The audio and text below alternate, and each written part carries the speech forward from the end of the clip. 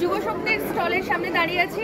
বইমেলার আজকে তৃতীয় দিন। আমার সঙ্গে রয়েছেন কমরেড মীনাক্ষী মুখার্জি। নতুন করে আর পরিচয় কিছু দেওয়ার নেই।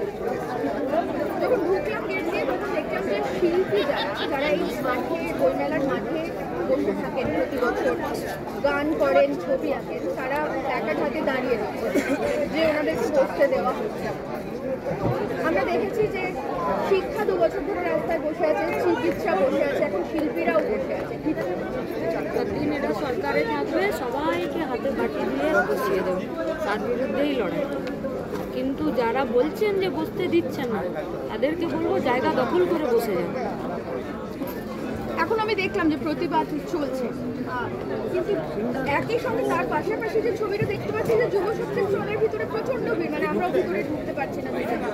কি মনে হচ্ছে, মানে এত মানুষ বামপন্থায় উদ্বুদ্ধ হয়ে বই কিনতে আসছে? রাস্তা খুঁজছেন, রাস্তা সেখানেই খুঁজতে হয় যেখানে রাস্তা পাওয়া যায়। ফলে বামপন্থী যুবদের স্টলে সেখানে যে রাস্তা পাওয়া যাবে তাই মানুষ আসছে।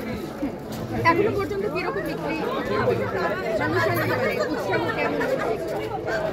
বিক্রি দিয়ে, অ্যামাউন্ট দিয়ে উৎসাহ এবং লড়াই আর রাস্তা বোঝা যায় না। আমাদের কাছে আসল উদ্দেশ্যটা এবং কাজটা হলো মানুষ বাছাই করতে পারছে কি, রাস্তা চিনতে পারছে কি। প্রতিদিন প্রতি বছর এই কলকাতা আন্তর্জাতিক বইমেলাতে বামপন্থী প্রগতিশীল যে বুক স্টলগুলো আছে সেখানে মানুষের ভিড় বাড়ছে। ফলে এই ভিড়টাকে টাকা দিয়ে মাপা যাবে। কোথাও গিয়ে কি মনে হচ্ছে যে এই যে একটা অসম লড়াই দক্ষিণ পন্থার সঙ্গে বামপন্থার, ধীরে ধীরে কি মানুষ বামপন্থ থেকে এবার আস্তে আস্তে আবারও ঝুঁকছে? উত্তরণের পর বামপন্থাই ঠিক করবে। এপিডিআর কে বসতে দেওয়া হলো, কি বলবো? ভয় পাচ্ছে গো, কারণ আমরা দেখেছি যে তাকে বসতে দেয় না, লোকে ভাড়াটিয়াদের সাথে একটা এগ্রিমেন্ট করে। কেন? একে যদি বিনা এগ্রিমেন্টে বসতে দিই, কাল যদি না উঠতে চায়, তাহলে মানুষ বসতে কাকে দেয় না? যাকে ভয় পায়।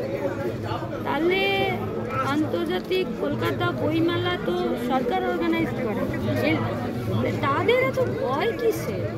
এ তো খোলা মাঠ, এখানে তো সবাই নিজের মত বলবে, মতকে লোকের কাছে নিয়ে যাবে এবং সেই সার্বিক মতের ভিত্তিতে একটি রাস্তা পাবে। সেখানেও যদি মানুষ ভয় পেয়ে যায়, তার মানে ডাল মে কুছ কালা হয়। এই যে সার্বিক মতের ভিত্তিতে রাস্তা খুঁজে পাওয়া, এই রাস্তা আগামী দিনে কি হতে চলেছে বামপন্থীদের কাছে? লড়াই তো প্রচুর ইস্যু, কোন ইস্যুটা মেন? ইস্যু তো একটাই, কাজ পেতে হবে, গণতন্ত্র থাকতে হবে, আর মানুষের প্রয়োজনে সরকারকে কাজ করতে হবে। এর বাইরে তো কোনো ইস্যু নেই। আর এই স্টলটা ইতিমধ্যেই তিলোত্তমার নামে উৎসর্গ করা হয়েছে, তো আগামী দিনে বামপন্থীরা কীভাবে এগোবে তিলোত্তমার বিচারের দাবিতে? থমকে তো নেই, কোথাও থমকে নেই। থমকে তো নেই অবশ্যই, মানে চলছে, কিন্তু এই যে একটা সঞ্জয়কে শিখণ্ডি খাড়া করে দিয়ে একটা হাত ধুয়ে ফেলার চেষ্টা, এই জায়গাটা সাকসেস হলো কি? একদমই না। তাহলে এটাই চেষ্টা করে লাভ। আমরা কথা বললাম কমরেড মীনাক্ষী মুখার্জির সঙ্গে। বামপন্থাই আগামী দিনের রাস্তা এবং সেটাই বেছে নিতে হবে সবাইকে।